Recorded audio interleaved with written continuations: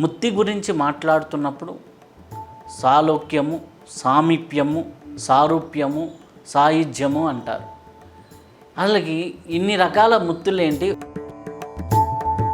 నారాయణమూర్తికి బంధం లేదు, చతుర్ముఖ ప్రజాపతి అయినటువంటి బ్రహ్మగారికి బంధం లేదు, బ్రహ్మమానస పుత్రులకు కూడా బంధం లేదు.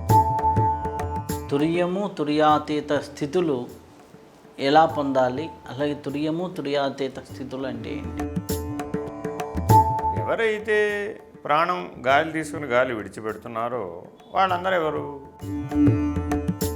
అయితే ఈ కేవల కుంభక యోగము, కుంభక స్థితి, బ్రహ్మనిష్టా స్థితి, ఈశ్వరతత్వం మొత్తం ఏకమైనప్పుడు ఈ శక్తిని ఒకరి నుంచి ఇంకొకరికి పంపించే శక్తిపాతం అనేది ఎక్కడి నుంచి వచ్చింది? నీళ్ళు తీసుకెళ్ళారండి, డీప్ ఫ్రీజర్లో పెట్టారు, గడగట్టినాయి.